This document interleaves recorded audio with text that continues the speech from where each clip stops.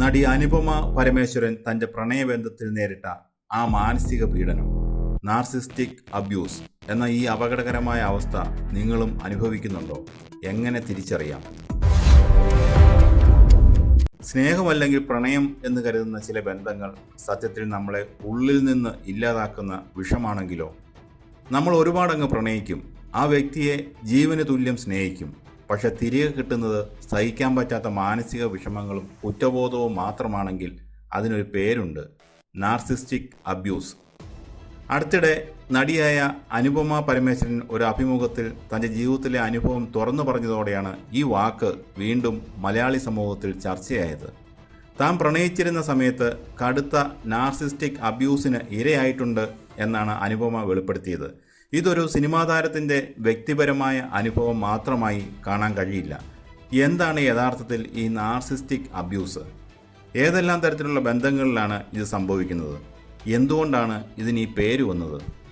അനുപമ പരമേശ്വരൻ അടുത്തിടെ നൽകിയ ഒരു അഭിമുഖം കേട്ടവർ ആരും പെട്ടെന്ന് അതങ്ങ് മറക്കാനിടയില്ല. തൻ്റെ മുൻകാല പ്രണയബന്ധത്തിൽ താൻ അനുഭവിച്ച മാനസികമായ പീഡനങ്ങളെക്കുറിച്ച് വളരെ തുറന്ന മനസ്സോടെയാണ് അനുപമ സംസാരിച്ചത്. പുറത്തു നിന്ന് നോക്കുന്ന ഒരാൾക്ക് ആ ബന്ധം വളരെ മനോഹരമായി തോന്നാം. എന്നാൽ അതിനുള്ളിൽ ജീവിച്ച വ്യക്തിക്ക് മാത്രമാണ് അത് നൽകിയ മുറിവുകളുടെ ആഴം അറിയാൻ കഴിയുന്നത്. തന്നെ മാനസികമായി തളർത്തുന്ന, തൻ്റെ സ്വയം മതിപ്പ് പൂർണ്ണമായി നശിപ്പിക്കുന്ന ഒരു അന്തരീക്ഷമായിരുന്നു അത്. താൻ ചെയ്ത തെറ്റ് എന്താണെന്ന് പോലും മനസ്സിലാക്കാൻ കഴിയാത്ത അവസ്ഥ. അനുപമയുടെ വാക്കുകളുടെ ചുരുക്കം ഇതായിരുന്നു. അനുപമ അനുഭവിച്ച ഈ അവസ്ഥയെയാണ് മനഃശാസ്ത്ര ലോകം നാർസിസ്റ്റിക് അബ്യൂസ് എന്ന് വിളിക്കുന്നത്. പലപ്പോഴും ശാരീരികമായ അക്രമങ്ങളെയാണ് നമ്മൾ പീഡനം അല്ലെങ്കിൽ അബ്യൂസ് എന്ന് വിളിക്കുന്നത്. അടിച്ചാൽ ചോര വരും, മുറിവുണ്ടാകും, അത് മറ്റുള്ളവർക്ക് കാണാൻ പറ്റും. എന്നാൽ നാർസിസ്റ്റിക് അബ്യൂസ് അങ്ങനെയല്ല. അത് മനസ്സിനേൽക്കുന്ന മുറിവാണ്. പുറത്തുനിന്ന് നോക്കുന്നവർക്ക് ഒരു ലക്ഷണവും കാണാൻ കഴിയില്ല. എന്നാൽ ഉള്ളിൽ ആ വ്യക്തി പൂർണ്ണമായി തകർന്നു പോയിട്ടുണ്ടാകും. താൻ മാത്രമാണ് ശരി, താനാണ് ഏറ്റവും മികച്ചയാൾ, മറ്റുള്ളവരുടെ വികാരങ്ങൾക്ക് ഒരു വിലയുമില്ല എന്ന് കരുതുന്ന ചില ആളുകളുണ്ട്. ഇവരെയാണ് സൈക്കോളജിയിൽ നാർസിസ്റ്റുകൾ എന്ന് വിളിക്കുന്നത്. ഇത്തരം ആളുകൾ തങ്ങളുമായി ബന്ധമുള്ള വ്യക്തികളെ, അത് പങ്കാളിയാകാം, സുഹൃത്താകാം, മക്കളാകാം, തങ്ങളുടെ സ്വാർത്ഥ ആവശ്യങ്ങൾക്കായി മാനസികമായി ചൂഷണം ചെയ്യുന്ന പ്രക്രിയയ്ക്കാണ് നാർസിസ്റ്റിക് അബ്യൂസ് എന്ന് പറയുന്നത്. ഇതൊരു ഒറ്റപ്പെട്ട സംഭവമല്ല, ഇതൊരു തുടർച്ചയായ പ്രക്രിയയാണ്. ഇതിൽ പ്രധാനമായും 4 ഘട്ടങ്ങളുണ്ട്. ഒന്ന്, ലവ് ബോംബിംഗ്. ബന്ധത്തിൻ്റെ തുടക്കത്തിൽ ഇവർ പങ്കാളിയെ സ്നേഹം കൊണ്ടങ്ങ് മൂടും. ലോകത്തിലെ ഏറ്റവും മികച്ച വ്യക്തി നിങ്ങളാണ് എന്ന് തോന്നിപ്പിക്കും. അതോടെ നിങ്ങൾ ഇവരെ പൂർണ്ണമായി അങ്ങ് വിശ്വസിക്കും. രണ്ടാമത്തേത് ഡീവാല്യുവേഷൻ അല്ലെങ്കിൽ വില കുറയ്ക്കൽ. പതിയെ കാര്യങ്ങൾ മാറും. ചെറിയ കാര്യങ്ങൾക്ക് പോലും നിങ്ങളെ കുറ്റപ്പെടുത്താൻ തുടങ്ങും. നിങ്ങളുടെ ആത്മവിശ്വാസം തകർക്കും. മൂന്നാമത്തെ ഘട്ടമാണ് തള്ളിപ്പറയൽ. നിങ്ങൾക്ക് അവരോട് ചോദ്യങ്ങൾ ചോദിക്കാൻ ശക്തിയില്ലാതാകുമ്പോൾ, അല്ലെങ്കിൽ നിങ്ങളെക്കൊണ്ട് അവർക്ക് ആവശ്യമില്ല എന്ന് തോന്നുമ്പോൾ ഇവർ നിങ്ങളെ ഒറ്റപ്പെടുത്തും. നാലാമത്തെ ഘട്ടമുണ്ട്, അതാണ് ഹൂവറിങ്. നിങ്ങൾ ആ ബന്ധത്തിൽ നിന്ന് രക്ഷപ്പെടാൻ ശ്രമിക്കുമ്പോൾ വീണ്ടും പഴയ സ്നേഹം നടിച്ച് നിങ്ങളെ ഇവർ തിരികെ വലിച്ചടിപ്പിക്കും. ഈ ഒരു വലയത്തിൽ പെട്ടുപോയാൽ അതിൽ നിന്ന് പുറത്തു വരിക വളരെ ബുദ്ധിമുട്ടാണ്. എന്തുകൊണ്ടാണ് ഈ അവസ്ഥയ്ക്ക് നാർസിസിസം എന്ന് പേര് വന്നത് എന്നറിയാമോ? അതിൻ്റെ പിന്നിലൊരു പുരാതന ഗ്രീക്ക് കഥയുണ്ട്. ഗ്രീക്ക് പുരാണത്തിലെ ഒരു മനോഹര കഥാപാത്രമാണ് നാർസിസസ്. വളരെ സുന്ദരനായ ഒരു ചെറുപ്പക്കാരൻ. എന്നാൽ അയാൾക്ക് മറ്റാരോടും സ്നേഹമോ ദയയോ ഉണ്ടായിരുന്നില്ല.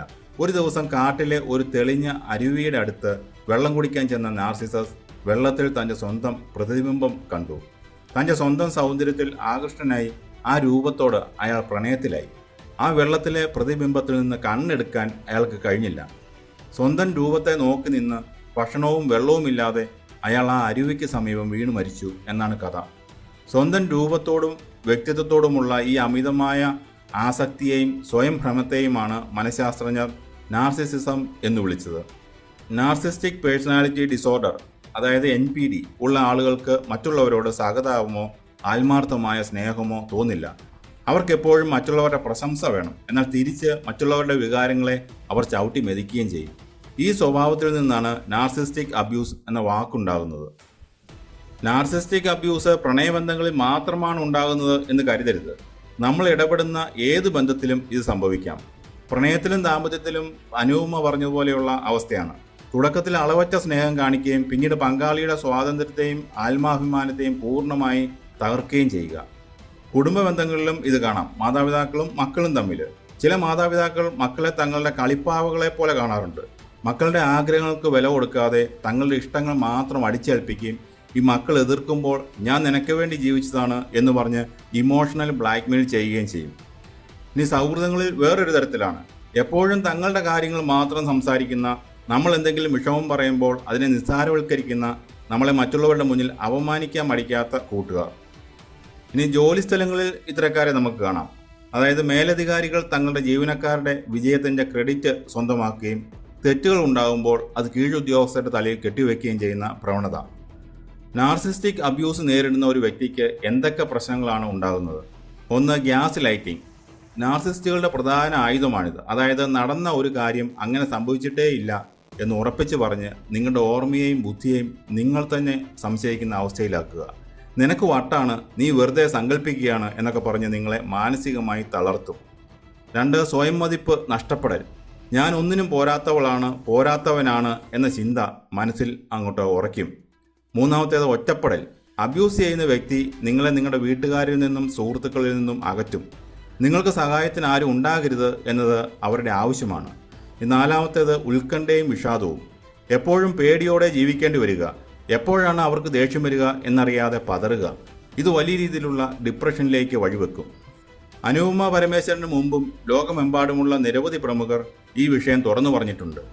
സെലീന ഗോമസ്, ലേഡി ഗാഗ, അങ്ങനെ നിരവധി പേർ തങ്ങളുടെ മുൻകാല ബന്ധങ്ങളിൽ അനുഭവിച്ച മാനസിക പീഡനങ്ങളെക്കുറിച്ച് തുറന്നു പറഞ്ഞിട്ടുണ്ട്. ബോളിവുഡിലും നിരവധി നടിമാർ തങ്ങളുടെ ബന്ധങ്ങളിൽ നേരിട്ട ഇത്തരം ടോക്സിക് ആയിട്ടുള്ള അവസ്ഥകളെക്കുറിച്ച് സംസാരിച്ചിട്ടുണ്ട്.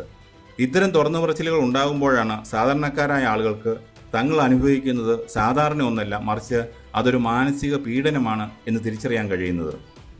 എന്തുകൊണ്ടാണ് അനുപമയുടെ ഈ വെളിപ്പെടുത്തൽ നമ്മൾ ഗൗരവത്തോടെ കാണേണ്ടത്?